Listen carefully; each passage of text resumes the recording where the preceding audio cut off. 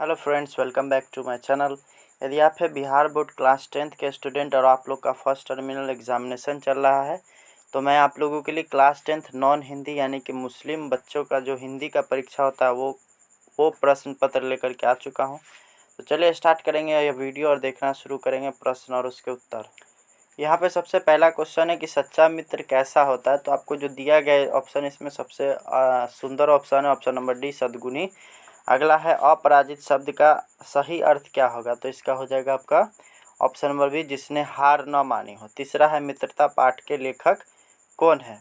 तो आपको पता होना चाहिए कि मित्रता पाठ के लेखक हैं वो है आपके रामचंद्र शुक्ल। अगला है हिमालय को पर्वत का क्या कहा गया। तो इसको कहा गया है गौरव भाल, है ना। नेक्स्ट हम लोग देखेंगे, अगला है यहाँ पे मरीच कौन था। तो ये कौन था, तो ये था रावण का मामा। नेक्स्ट है बच्चे की दुआ कविता में कवि कौन है। तो ये होगा आपका ऑप्शन नंबर इकबाल। करमवीर के कवि कौन है। तो ये हो जाएगा आपका अयोध्या सिंह उपाध्याय हरिऔंध। अगला है अमीना हामिद की डैश है। तो ये हो जाएगा आपका ऑप्शन नंबर डी, दादी। अगला है ककोलत का जलप्रपात बिहार के किस जिला में है। तो ककोलत है, तो ककोलत का जलप्रपात है आपका ऑप्शन नंबर सी। अगला हम लोग देखेंगे तो भविष्य काल के कितने प्रकार होते हैं। तो भविष्य काल के दो प्रकार होते हैं। अगला हम लोग देखेंगे कभी स्वर्ग को कहाँ उतारना चाहता है। तो जमीन पर। अगला है मौत कितने कितने वेश धारण करके द्वार पर आएगी। तो ये हो जाएगा आपका 1000। अगला हम लोग देखेंगे तो कभी किसका सर कुचलना चाहता है। तो ये हो जाएगा आपका ऑप्शन नंबर सी, मुसीबतों का। अगला है तू जिंदा है तो डैश कविता के रचयिता कौन है। तो ये हो जाएगा आपका option number D, Shankar Shailendra.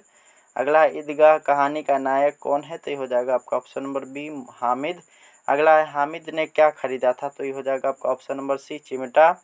अगला है ईदगाह कहानी के लेखक कौन है। तो ये हो जाएगा आपका ऑप्शन नंबर ए, प्रेमचंद। अगला है चिमटा देख करके अमीना पर क्या प्रभाव पड़ा। तो वह जो है काफ़ी भीतर से प्रसन्न हुई, लेकिन दिखाने के लिए दुखी थी, तो इसलिए हम लोग इसमें प्रसन्न हुई पे टिक लगा देंगे। अगला सवाल हम लोग देखेंगे, करमवीर कविता के कवि कौन है। तो ये हो जाएगा आपका ऑप्शन नंबर बी, हरिऔंध। अगला है धूप को चांदनी कौन बनाता है। तो ये करमवीर बनाते हैं। अगला हम लोग देखेंगे तो कठिन काम आने पर करमवीर क्या करते हैं। तो उकताते नहीं है, वो अपना काम करते रहते हैं। अगला किसको काट करके करमवीर सड़क बनाते हैं। तो पर्वतों को काटकर। बाल गोविंद भगत कैसा आदमी था। मझुले कद का, ठीक है। अगला है बाल गोविंद भगत किनको साहब मानते थे। तो कबीर को। अगला हम लोग देखेंगे तो बाल गोविंद भगत के कितने बेटे थे। तो एक बेटा था। अगला सवाल हम लोग देखेंगे तो बाल गोविंद भगत के लेखक का क्या नाम है। तो रामवृक्ष बेनीपुरी। नेक्स्ट हम लोग देखेंगे, अगला है सिरचन कौन सा काम करता था। तो सिरचन जो है वो चिक बनाता था। अगला ठेस कहानी के लेखक कौन है। तो फणीश्वर नाथ रेणु। अगला है गांव के लोग सिरचन को क्या समझते थे। तो बेगार। अगला बच्चे के दुआ किसकी रचना है। तो ये होगा मोहम्मद इकबाल, यानी ऑप्शन नंबर सी। अगला है दुआ बन के लब पे क्या थे। तमन्ना, यानी कि ऑप्शन नंबर ए हो जाएगा। अगला है कभी दुआ में क्या क्या मांगता है। गरीब की हिमायत करना, है ना, यानी ऑप्शन नंबर सी। अगला है कभी किससे बचाने की बात करता है। तो बुराई से, ठीक है। अगला है ईद कब आती है। तो रमज़ान के बाद। अगला है यहाँ पे सच्चे कर्मवीर की पहचान क्या है। तो वो क्या होना चाहिए, कर्म में रुचि रखने वाला होना चाहिए। अगला हम लोग देखेंगे तो जलजला का विपरीतार्थक शब्द क्या हो जाएगा। जलजला मतलब होता है भूकंप आना, तो इसका विपरीतार्थक का अगर हम लोग देखेंगे तो आंधी आना कह लीजिए इसका। हुंडरू प्रसिद्ध क्यों है। तो जलप्रपात के कारण। अगला है रांची से हुंडरू कितनी दूर है। तो 27 मील। जलप्रपात की ऊंचाई कितनी है। तो 243 फीट। अगला है हुंडरू का जलप्रपात के रचयिता कौन है। तो ये हो जाएगा आपका कामता प्रसाद सिंह। अगला हम लोग देखेंगे, अगला क्वेश्चन वो है गागर में सागर किस कवि से संबंधित है। तो ये हो जाएगा आपका ऑप्शन नंबर सी, बिहारी। अगला हम लोग देखेंगे तो यहाँ पे राधा बांसुरी को क्यों लुकवाती है, तो ये हो जाएगा, इसका हो जाएगा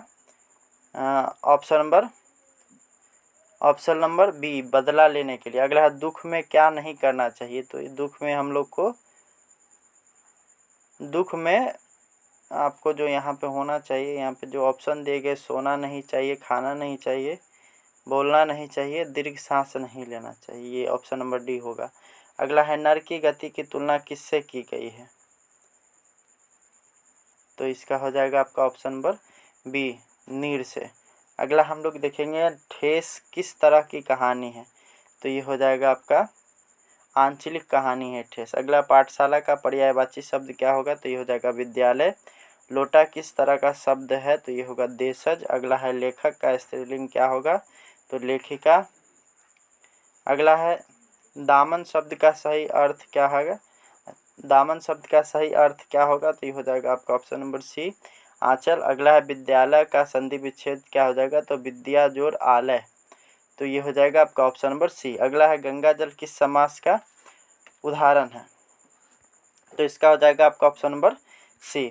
तो इस तरह से 50 क्वेश्चंस का आंसर करना था, मैंने 51 कर दिया है, आप लोग इसको देख लेंगे। अब अगर बात करें तो यहाँ पे इसका अगर सब्जेक्टिव क्वेश्चंस की, तो यहाँ पे समूह ब में आपको यहाँ पे आपको पढ़ना है, इसका जो दिया गया है आपका,